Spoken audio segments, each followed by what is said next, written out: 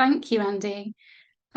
So as Andy said, I'm Kate Milford. I'm a competence specialist that's been working with ASFP for, I think, around about 2 years now. It's really flown, looking at how we build competence, how we create competence, and how we improve competence in passive fire protection.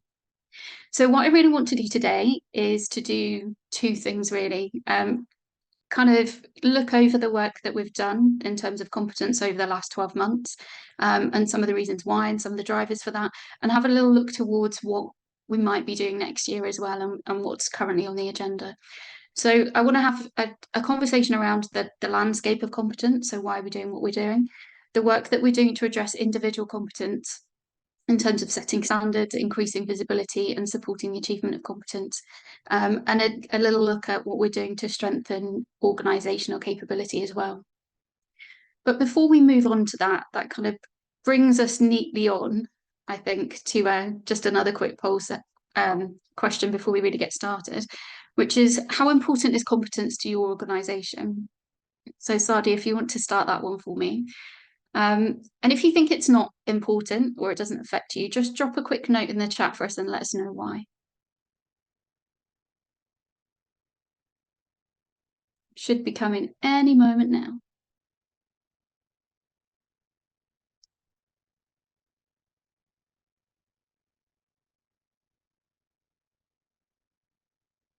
There we go.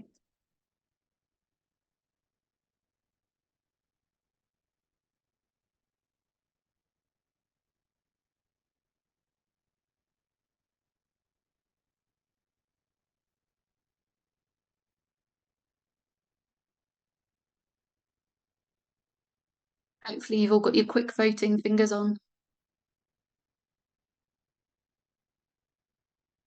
Lovely.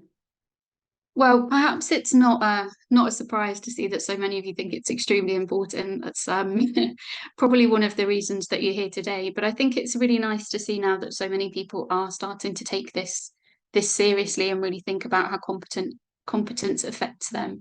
And I know you have an awful lot of other things, excuse me, to do with your time. You've got an awful lot of other pressures on you, but it's really important that we start to take this seriously. And we can really see that in terms of how the conversation around competence has developed over the last 12 months, amongst other things. So we have this really, I was going to say complicated, but I think it's a really evolving landscape around competence at the moment. Obviously, the Building Safety Act was implemented in 2022, April 2022, but we've actually seen additional parts of that rolled out this year, with specific things around competence mentioned in them. And we've started to see those statements about competence within things like the Building Safety Act filter out to different pieces of secondary legislation as well. So we've seen specific provisions added into the building regulations. We can see it in the higher risk buildings regulations as well, and in fire safety legislation.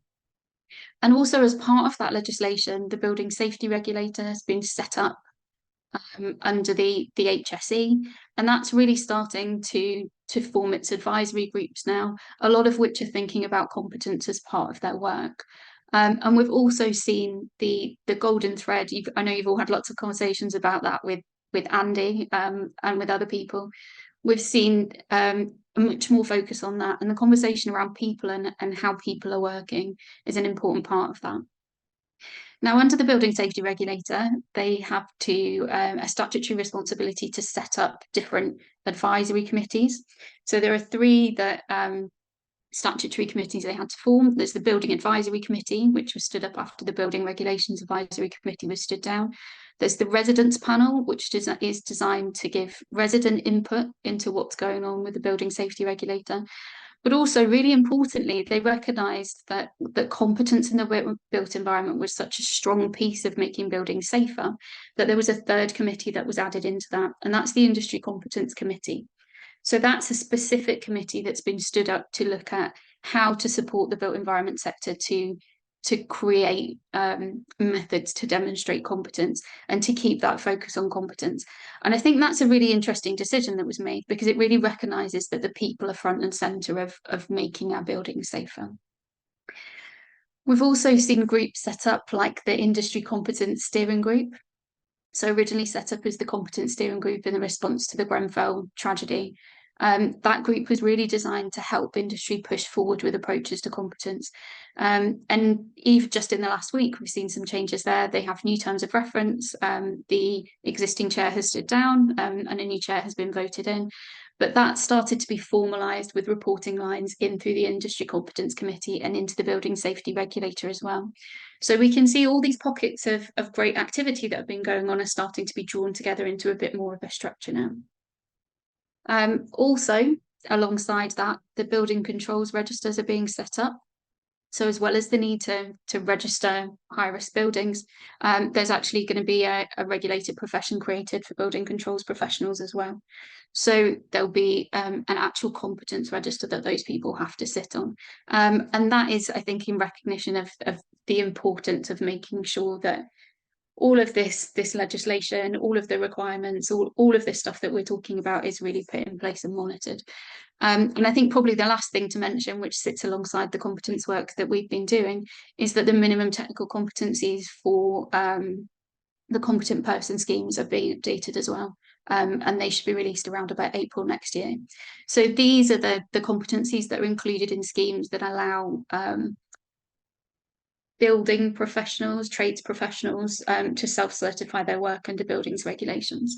And they're being updated and they're trying to bring those closer together with the other industry work on competence, but also closer together with some of the other kind of regulatory bodies that exist around looking at how people are qualified and competent to work. So they're working really closely with people like the Institute for Apprenticeships and Technical Education. They're working really closely with CSG and ICC to try and make sure we turn this into one big puzzle rather than lots of pieces shoved away in a box. So the challenge I think we have with all of this still is that all of the legislation is great, the secondary legislation is great, the groups are great.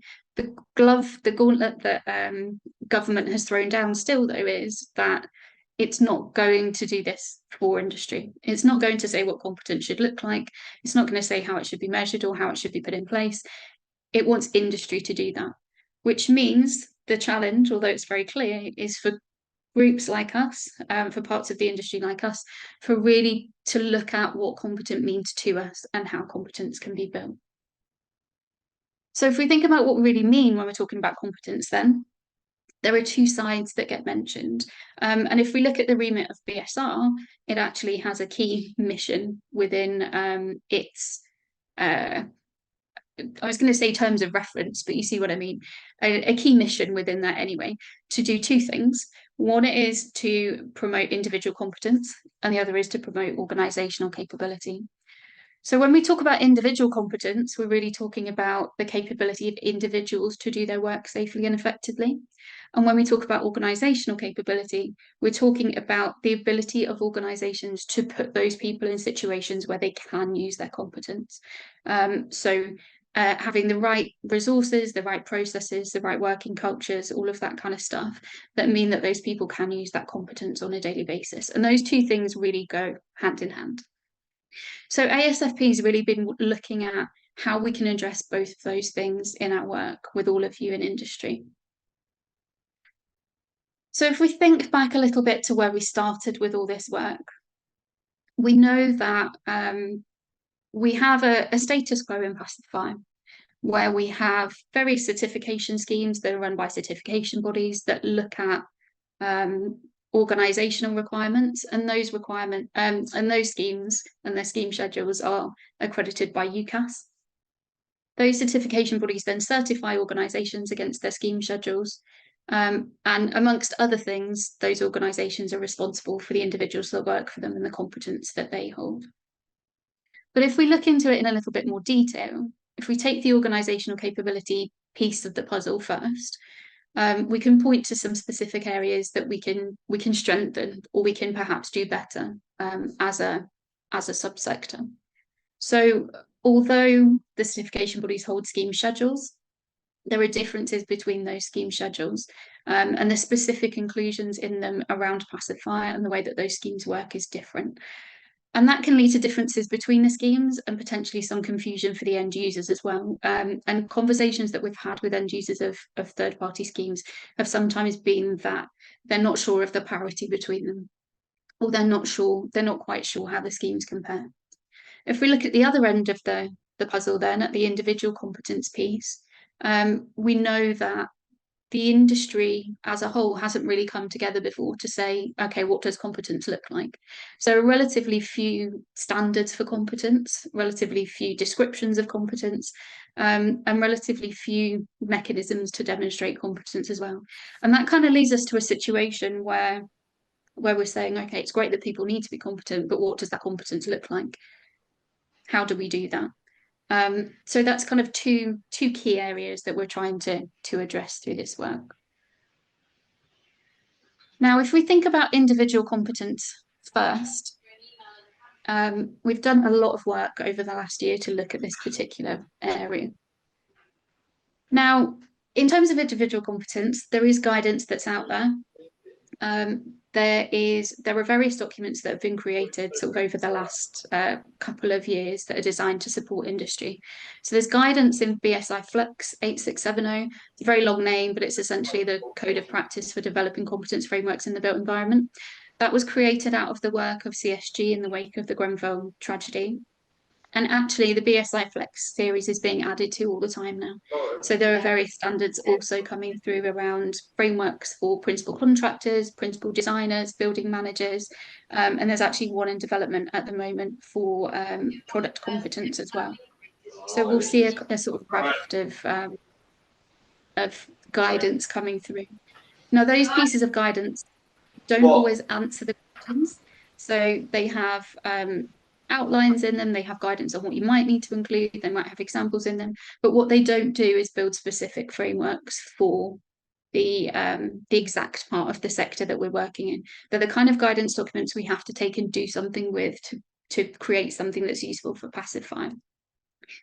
But we also have experience of other sector competence frameworks as well. So myself, I don't originally come from the passive fire industry or the fire industry.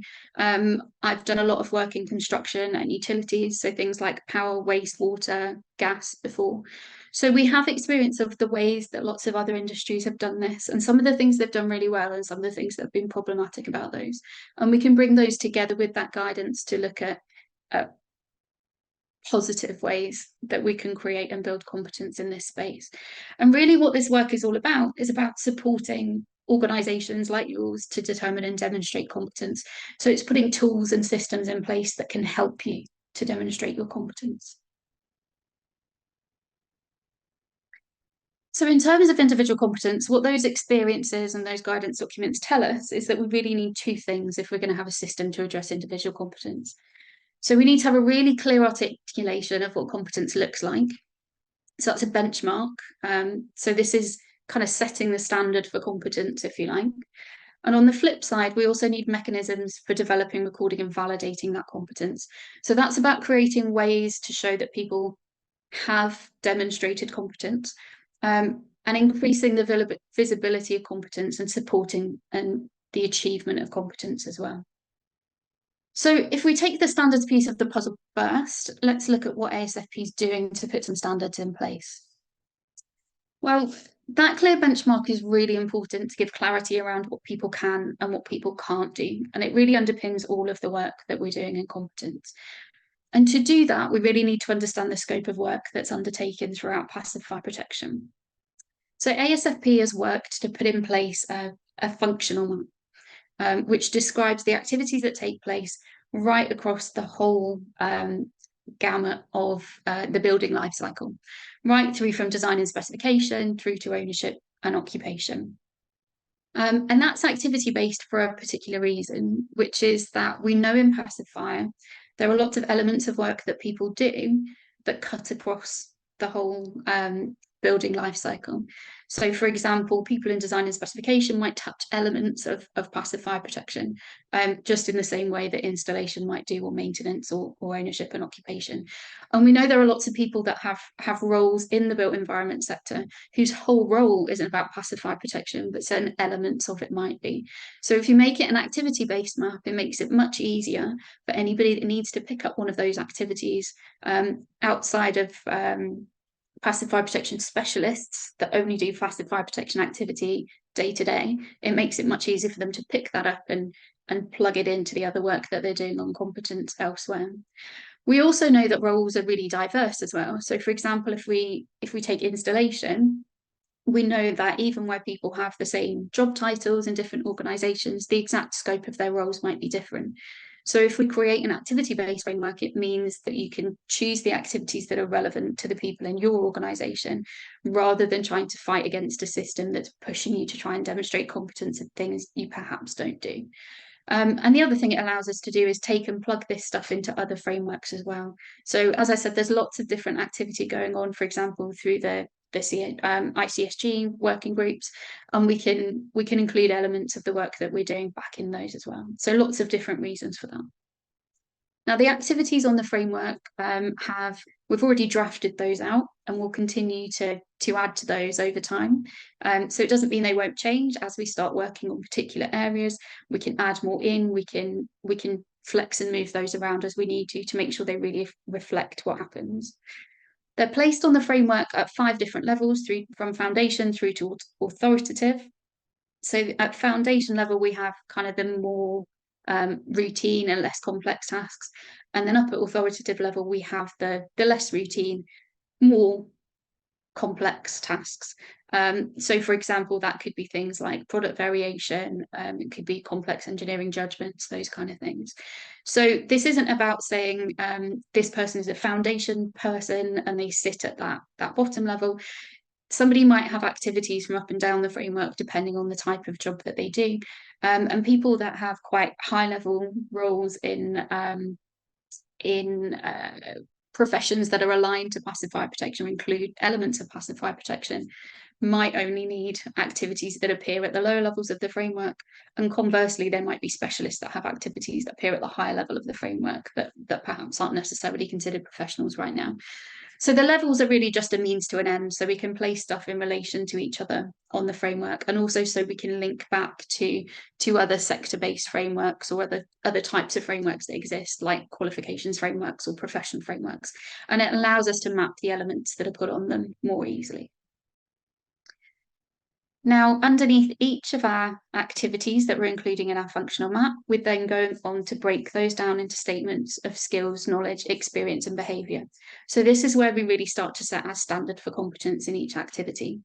So that's the things that they must demonstrate their ability to do to prove competence, the underpinning knowledge and understanding that's required, evidence of ability to apply skills and knowledge, not just in the first instance, but on an ongoing basis, and behaviours, so the observable traits or ways of working that we expect people to display.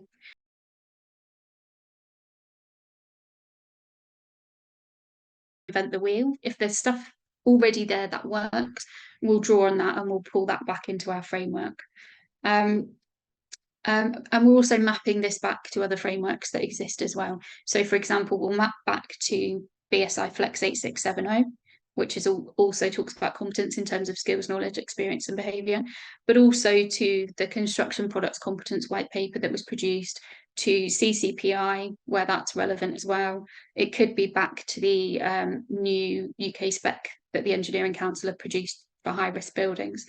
But the idea is that all that mapping will help you to understand the relationship between these standards and wider industry expectations or other frameworks that have been put in place. And really, between the functional map and our SCEB statements for each of those activities, that's where we start to create this kind of first ever benchmark in passive fire protection. Now, initially, in our work, we've focused on the installation part of the picture. And really, that is very important in terms of passive fire protection work that's carried out, but also that was to allow us to fit in with priorities of some of the other work that was going on in the sector. What we didn't want was for other industry groups to be taking forward work on passive fire protection activities without us involved and without us being instrumental in leading that work. We want this all to come together as a big picture. And installation of passive fire protection, specifically installation of fire stopping, was a really high priority for the competence steering group, working group 2 for installers. And that activity was going to kick off anyway. So we stepped in and said, okay, we need to represent our members here. We need to be in the driving seat of this activity. So that was what we did. So in that space, we've already completed our framework work for fire stopping. That was consulted on in the summer. We had some really great feedback, some really positive feedback, and some really good challenges that came back from the people that responded. And we've been able to use that to tweak that slightly, and we're going to make some final changes to that, and then consider that as our version to move ahead with. The other thing that we've done is we know that in addition to creating these frameworks, we need to give people better ways to engage with them. Spreadsheets of statements are all great, and the level of detail in there, and it is quite detailed, has been driven by industry. It's what people want, but we need to allow you to interact with them easily. And to do that, we've created an online library of competencies. This was launched a couple of weeks ago, just before London Build, so some of you might have seen it already. But this carries information on what competence looks like in the activity throughout passive fire protection and right across the building life cycle. So you can see that it reflects our little table that I showed you before. Now, the idea is that we'll bring competence information across passive fire protection together in one place. It will be systemized, it will be easier to maintain, and it will also be a free place that you can come and find that information. So it's not behind a paywall or anything like that. Everybody throughout passive fire will be able to come here and see this all pulled together in one place. So as well as setting out the domains, it goes on to set out the activities that sit underneath them, and eventually the SCEB statements when you get a little bit further down as well. But the idea is that it'll make the requirements visible to individuals and to employers in a really straightforward way. As I said before, we'll iterate through the activities in the map as we go. So it's currently populated with the information that we have. As we extend that, as we do more work, as we push out into other pieces of the puzzle, we'll continue to add more SCEB statements onto there as well, and we'll iterate through those. The other thing that we'll add into here over time as well is not just the statements of what competence looks like. We'll add in more information on how people can achieve those competencies as well.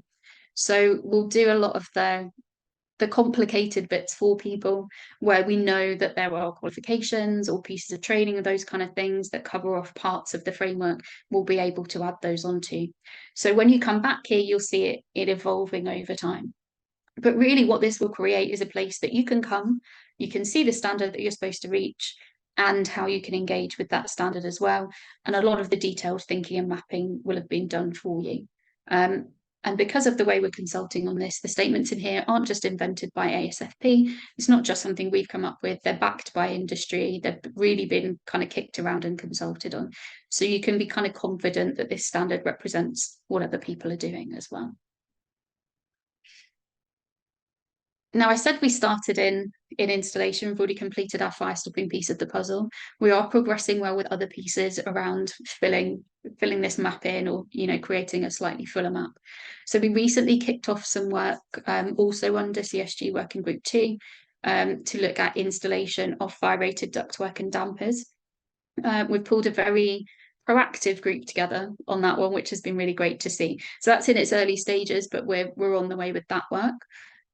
We'll also shortly in the new year be following up with design and specification and sales and distribution. So we've drafted SCEB statements and design and specification. We'll be moving to consultation with those in the really early part of next year. And that'll be followed up with sales and distribution. So that's just slightly behind, so we can learn some lessons around what's happened with the design and specification piece as well. So we've got lots of plans on that for the new year. We're also going to continue to engage with industry on the rest of the activities as well. So we have some ideas around, excuse me, what might come after. I've got a bit of a croaky throat today. We have some ideas of what might come after all of that, particularly in installation. There's been some discussion around fire-resistant glazing or intumescent paints, but we'll also need to progress into those other domains that we've not really touched at all. So, quick question for you. Have you already explored the ASFP framework? It's been out there for a couple of weeks. I do keep coming across people that say they've looked at it, but I know it's been a bit of a tricky time, so it'll be interesting to see. And if it's not something that you feel you need to look at, by the way, drop a note in the chat and let us know why you think that.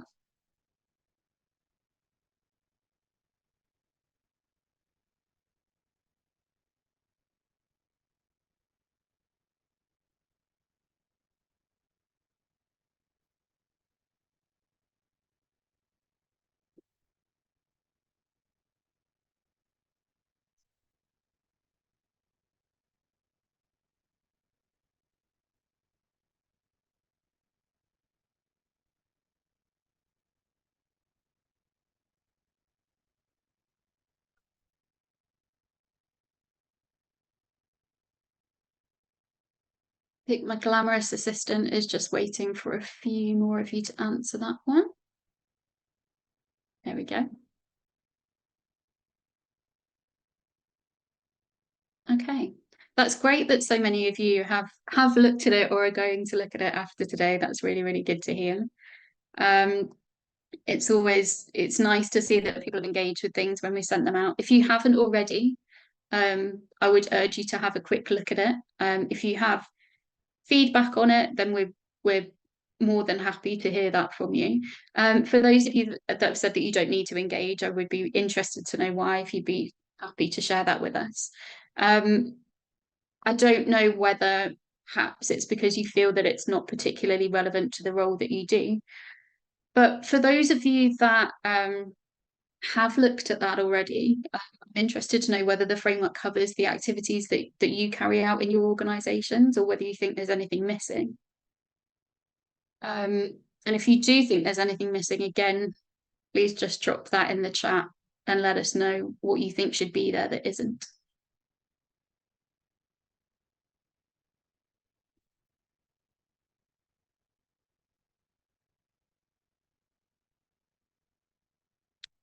We're trying to make this as inclusive as possible, and I think Andy will second this. We've been having lots of conversations with lots of people, and I think there probably are things that aren't included in our framework yet, which on a virtually daily basis we're kind of creating a list of things that we might want to put in. It's really about how we eat the elephant now.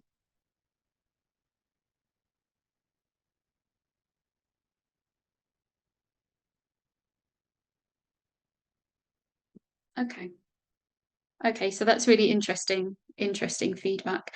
There's a couple of you saying no there as well, so I'll be interested to look out for ideas of what else should be included, or more information around what you and your organisations do, so we can look at how we can fit those into the framework later as well. Thank you. So for those of you that haven't looked yet or aren't sure how to access the framework, you can get onto the online library of competencies on the ASFP website using that link, or you can follow the QR code that's on screen now. As I said, it will be updated regularly. We'll add more information to it over time as we have it. So it would be great if you can not only look at it, but get into the habit of revisiting that and looking at changes that have been made. And I'm sure we'll put comms out through ASFP when we've made big additions to that as well, to keep you aware of what's going on.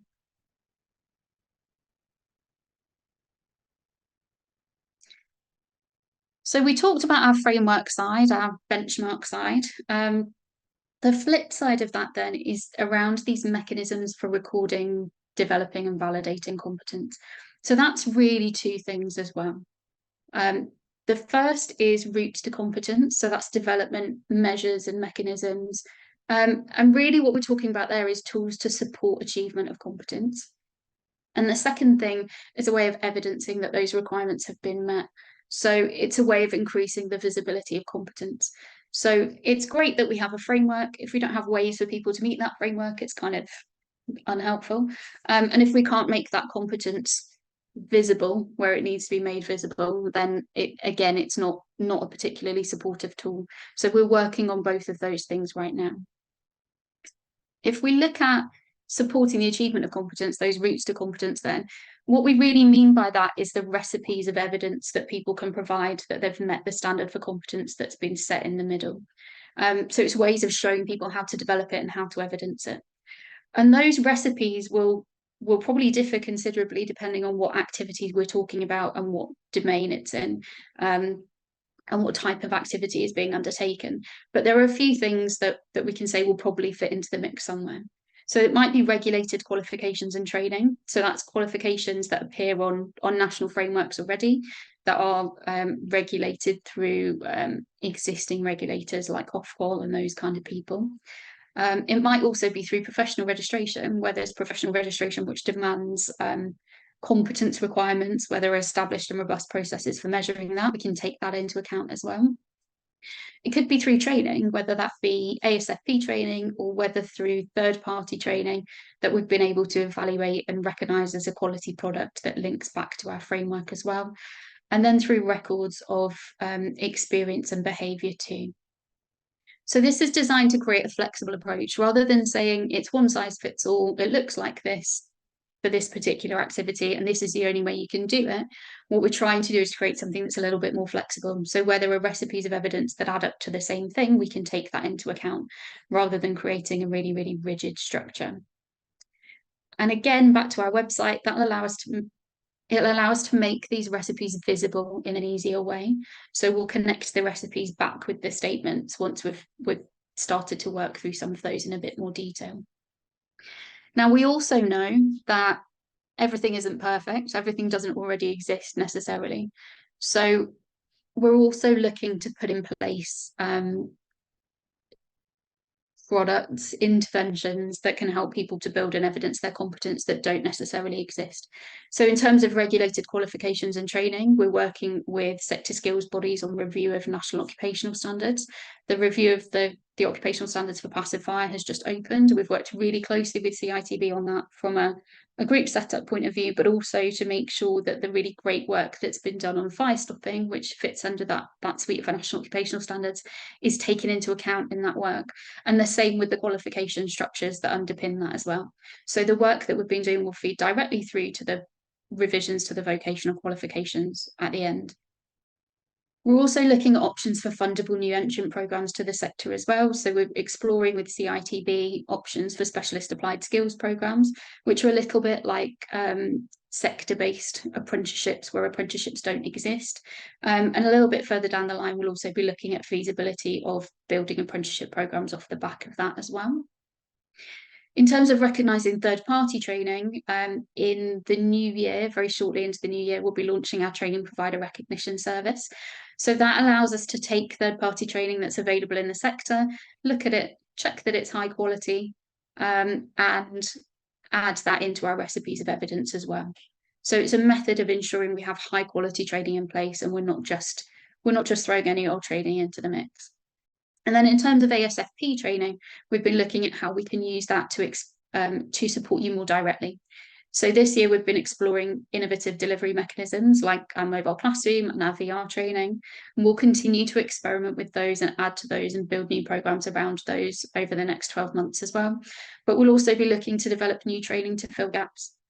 So where we create frameworks and you're telling us that there are gaps that are there isn't the provision that you need, or the provision that you need is not particularly accessible, we can look to develop new training to fill those holes as well. And as you all know, I'm sure ASFP's moved into its new office this week. We're looking at what options there are for using that new facility to create new training as well. So for example, more practically based training, more hands-on training that we can add into the overall mix of ASFP training as well.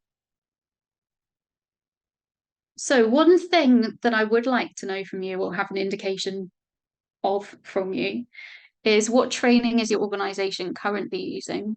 Are you engaging with ASFP courses, courses run by other training providers, manufacturer-led training courses, in-house training? I've actually made a mistake with this poll because I should have asked Sadia to make it as many choices as you liked from the list, but just let us know which one you're predominantly using as a bit of an indication.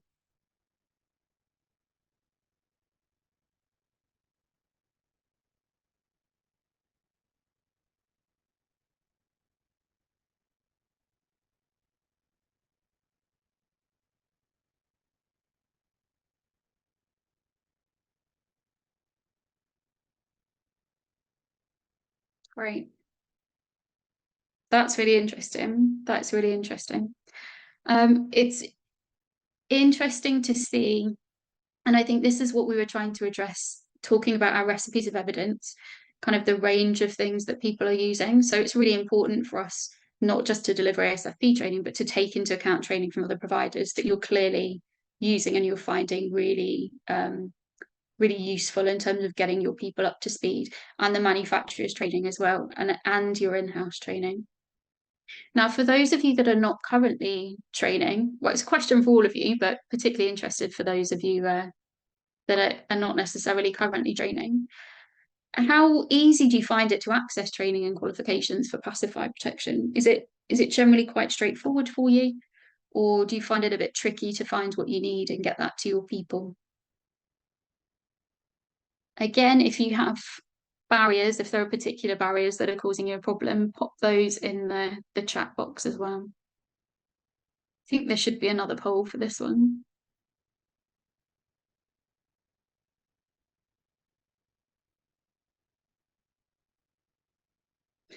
We went with the very sensible, easy to tricky scale on this one.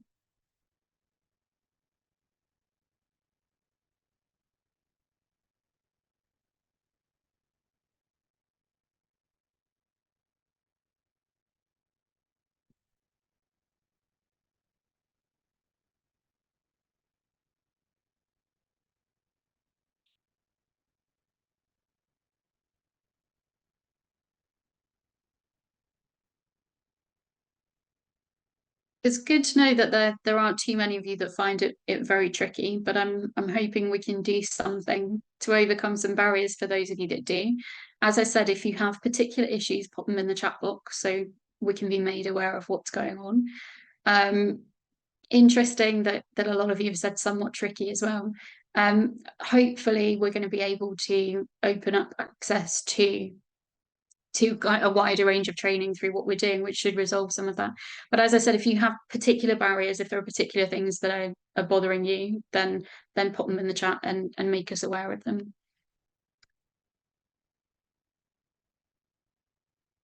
So the last kind of piece of our puzzle that we've been working on around this is around how to make people's achievements visible, how to make their competence more visible. And for that, ASFP is creating a register for individual competence. Now, this will be initially launched to members as a supporting tool for organisations to show that they have the evidence that people have met the requirements from the framework that's been brought together. So it'll be validation of competence against the activities. And there'll be a requirement for continuing registration in there as well. So this isn't a one-shot process. This isn't you do a qualification, you get a card, you prove competence, you never have to do it again. This will be about evidencing competence on a continuous basis, making it live and breathe. That currency of competence is really important in the overall picture. It can't be static, otherwise it won't do what we need it to do. And the important thing is that this register will have the granularity that we need it to, and it will show exactly what people are capable of doing, rather than some of the occupational based registration we've seen in the past that kind of gives you an overarching role title and doesn't really tell you what people are capable to do.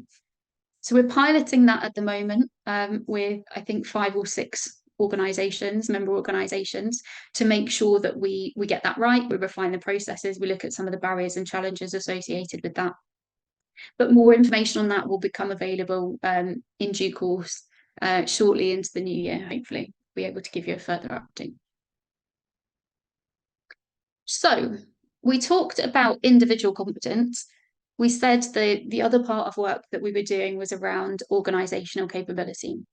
It's a bit of a shorter update here. There's been a lot going on in the background, but I think there'll be, it's fair to say there'll be more on this coming next year that we'll be able to update you on. So just as a quick reminder, we said there were some challenges around organisational capability in terms of inclusions in the scheme schedules, differences between the schemes, and that potentially creating some uncertainty for the end users.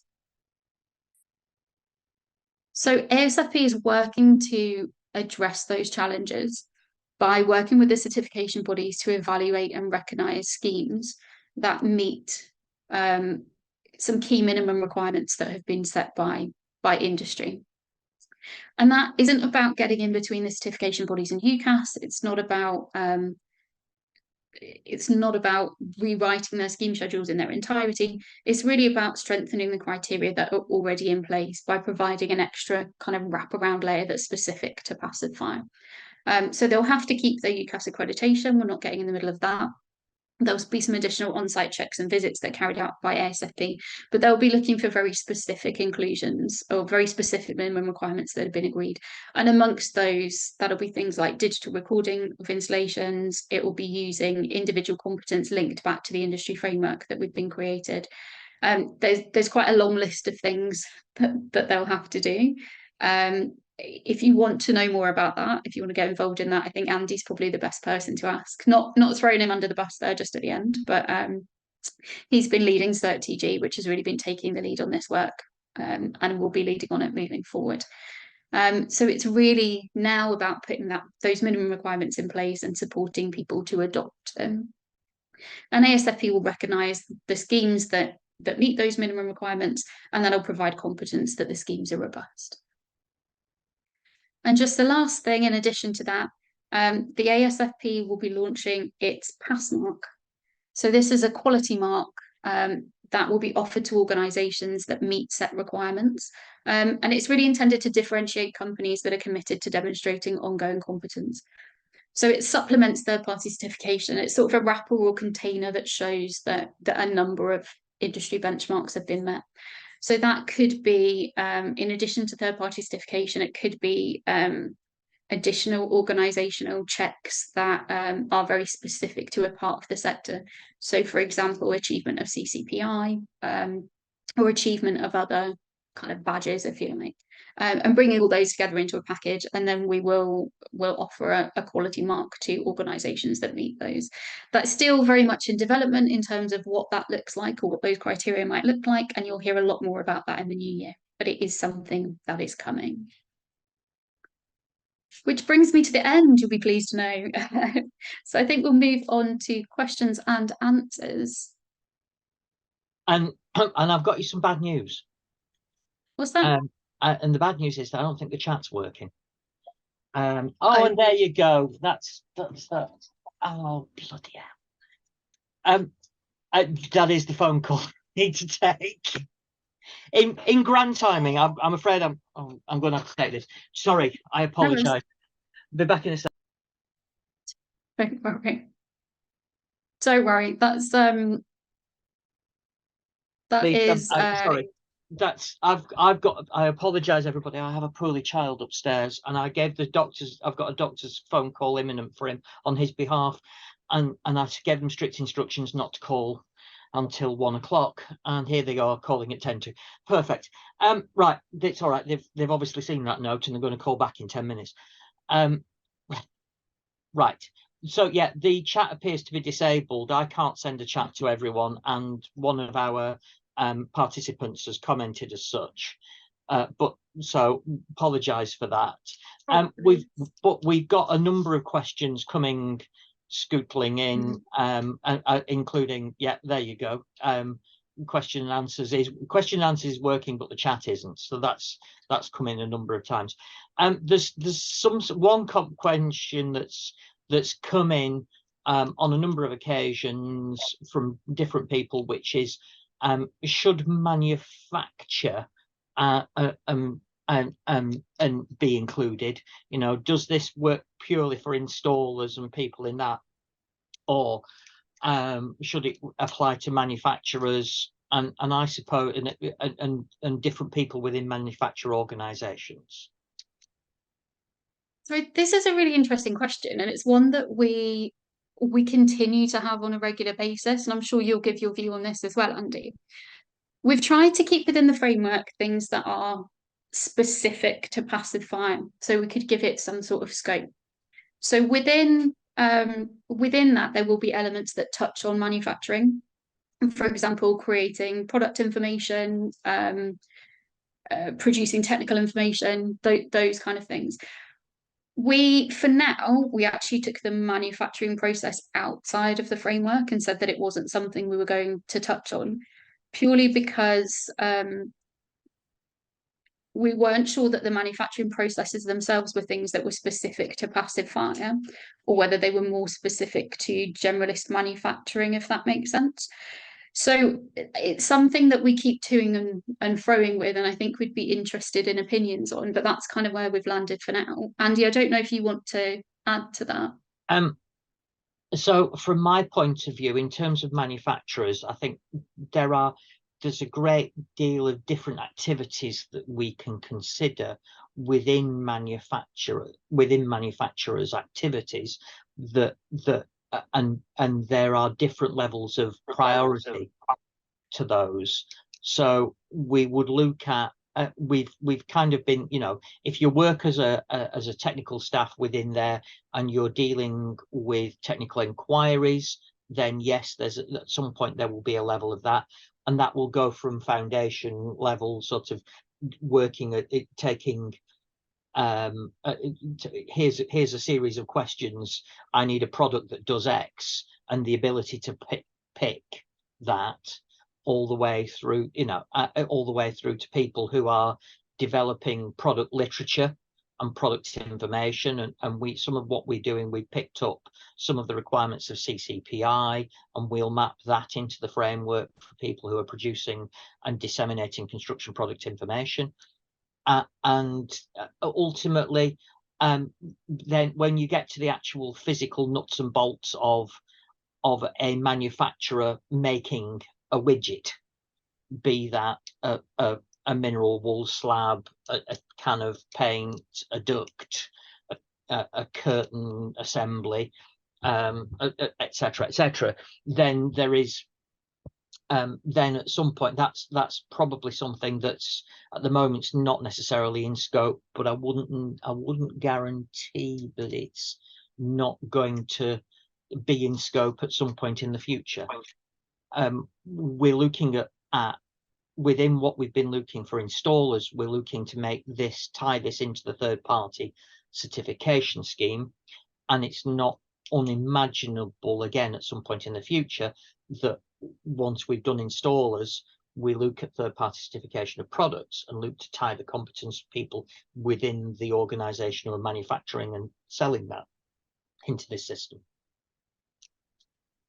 That was easy enough. That was easier said than typed up at any rate. Will the professional development record outline how the person has demonstrated competence for each of the listed skills? Yeah, so that's the intention. It'll record the evidence that has been provided that the framework has been met. So it will, and again, I think we'll be able to show more examples of this in the new year to you, but it won't just say yes or no. It'll say this is what was done in order to achieve that activity or that group of statements under the activity. Okay. Right. Okay. There you go. Principal contractor. So the training they require is broad, depending upon the specific roles within the company. Is this going to make it tricky to find the relevant? This can make it tricky to find the relevant training. So that's a comment that's come in rather than I think the question. Okay, question here: how does the pass mark work for associate members of the ASFP? And do you want me to do that one? Because associate members it depends obviously on what the associate members' end role is. And I'm looking, this question's come from an associate member who is involved to a certain part in the design of specialist structural sections, and to a certain part in the assembly and manufacture of these things. And from the design part, some of the design will need considering, and you would, some of the design people will fall under that first block and will be there. At the moment, then necessarily the manufacture side might not be, but again, time, hopefully there's a long time to go, and who knows whether we'll that will at some point end up in scope, no doubt. Okay, so looking at competencies for individuals and organizations, something that this questioner sees on a regular basis is poor installs of walls, sprinkler systems, M&E duct damper installs. And if they're consistently installed wrong without necessarily adhering to a UCAS or third-party scheme. So do we think that this is something that may be taken into account in the future, as it has a major knock-on effect on the fire stopping install? Yeah, and this has been it's been raised a few times. What we can't do with our framework is pull everything in the whole rest of construction into our framework. So the way that we're tackling this is by working backwards to the other groups. So there are, particularly in the installation space, there are lots of different groups that are looking at lots of different pieces of competence. For example, dry lining or building walls. I don't know if there's one for sprinkler systems right now, but I would think there probably will be. So rather than trying to take on all of that activity and manage it all ourselves, we're kind of tracking back to those groups, and we're going and having conversations with those people about what we think needs to be put into their frameworks to mean that that work is carried out properly. So when we get to the fire stopping or the installation of other passive fire protection, the wall that it's being installed in is installed correctly, or the other element of building construction is there in the way that we need it to be. It's not a simple solution. There are a lot of interfaces with other people, but wherever we recognize that one of those is happening, we're actively working with those groups of people to make sure they're building stuff into their approaches to competence that ensures their people are doing their jobs properly to allow our people to do their jobs properly. Okay.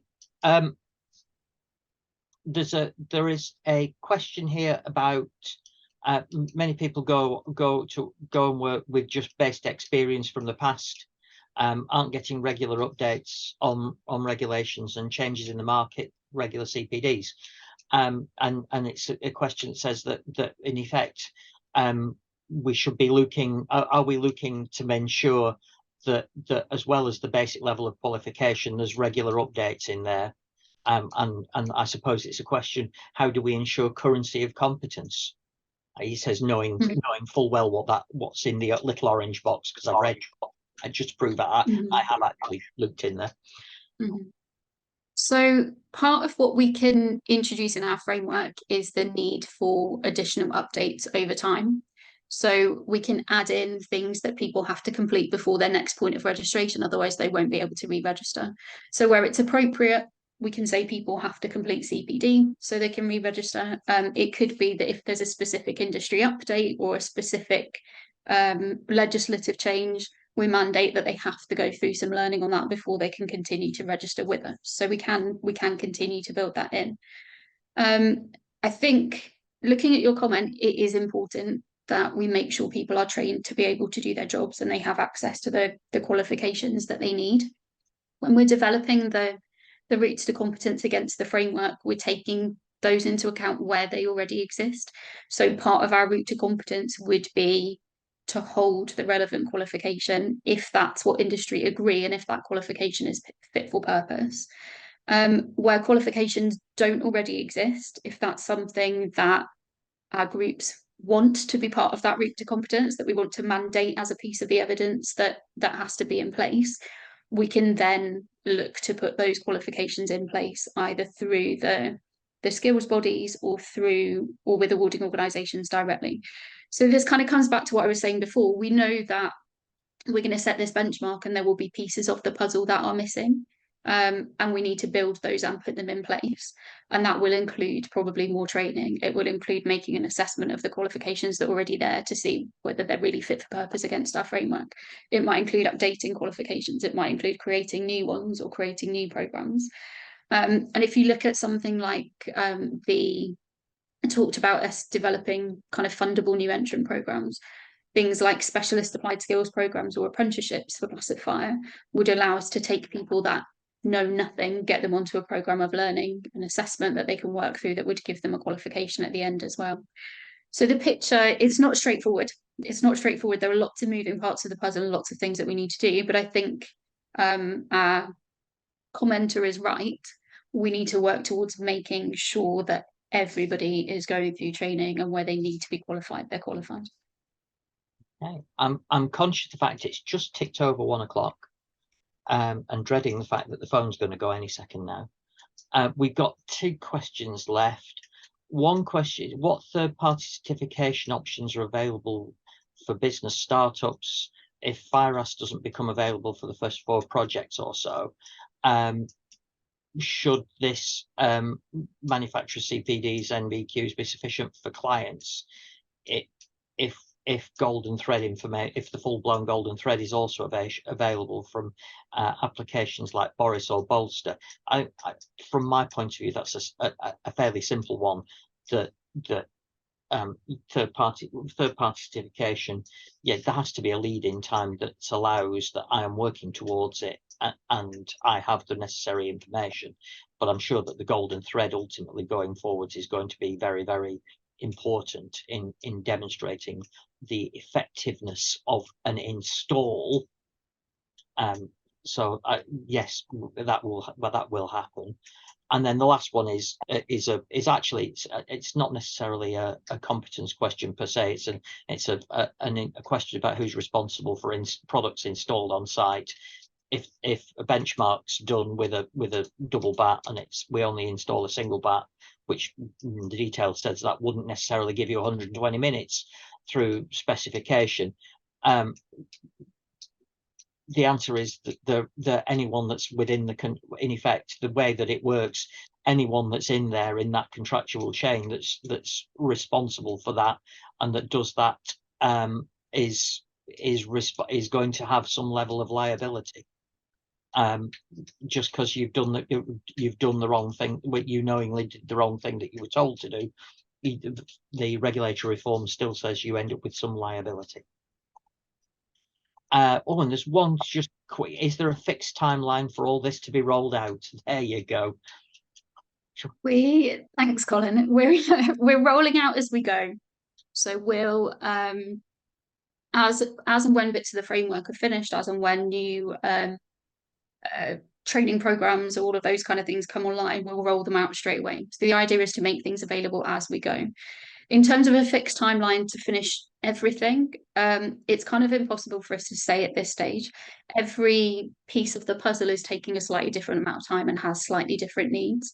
What we'll be able to do over the coming months, I think, is give a bit more of a timeline on what pieces are coming next and when they are likely to be rolled out. So we'll be able to give you a lot more information about what we are doing and when.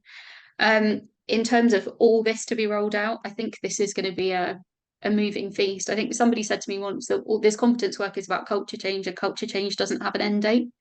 I think we're always going to be finding things that we need to add into the picture, or we need to change slightly, or time will move on. So the intention isn't for this to be a big tick in the box and we shove it on the shelf and it's over and it never gets revisited again. The intention is for this to grow and change with the pacifier sector as the pacifier sector grows and changes. So I know that didn't answer your question, but we'll roll out the pieces as we have them. And one of the things that we need to consider in doing this is the construction industry continues to innovate, and because the construction industry continues to innovate, there'll always be new stuff coming along that we need to work out how the new stuff fits with the competence framework, and whether there's change in activities in how the contractual market works means a change in how we express competence and what the activities are per se. There's one last question, and this is I'll deal with this one and wrap into and something that you said as well, Kate, before and then we'll finish. And the question is, are there any future plans to govern dry lining fire resisting petitions? And the answer is, within ASFP at this moment in time, no. You can see what's on the list, but then again, never say never. Looking at in terms of the third-party certification schemes, and what we're trying to do is increase the rigor within third-party certification schemes. And Kate mentioned that and very kindly said that if people wanted to help and have shape that, then get in touch with us.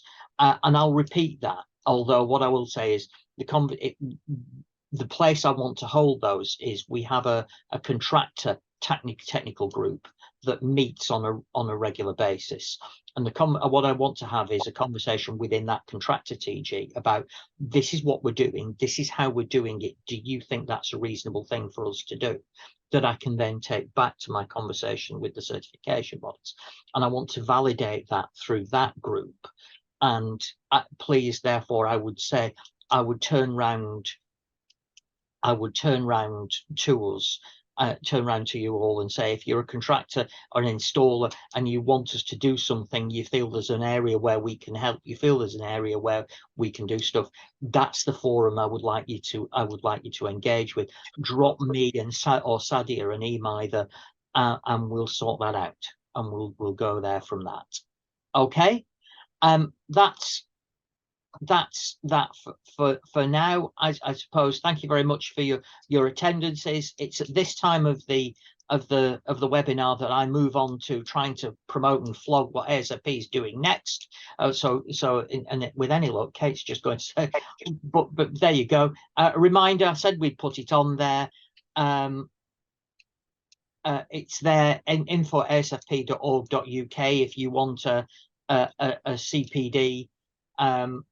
Sorry, and whoever's just put that question on the Q&A about dry lining, it's come through for an anonymous attendee, so I've no idea who you are. Send me an email, please, and we'll talk to you about that offline.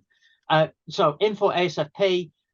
We've got we're taking bookings. We're going to look at, we do 2 regional events in the year, one in March and one in September. The regional event last year, we were up in Leeds in Yorkshire. This year we're going to do it down in Bristol. We're going to look at best practices in design and installation, and there may well be some future stuff in there. There's a QR code on the screen which allegedly will work. If you want, so I'm going to leave that up for a few moments. If you want to get involved in that event on the 12th of March at the Aviva building in Bristol, you can get to come and see us all face to face, and because Kate and I will both be there, and no doubt both on stage at some point talking about where we got to with this and other bits and developments. And then beyond that, the chance to hear us speak then after that is you don't have to wait very long. The 11th of April, where we've got the ASFP AGM. There is there's but that's in that London, Thursday 11th. There is a formal members bit where we get the members in the room and we do the appointment of council for the next couple of years and receive reports, and then thereafter we'll have a couple of guest speakers as well, no doubt, to do bits and pieces about that. And again, scan the QR code to find out more about the event. Okay. And that's it. So thank you very much for attending. Hope you all enjoyed it. Hope you found it useful. And no doubt we will we'll see you all in the new year. Thank you very much. Thanks, everyone.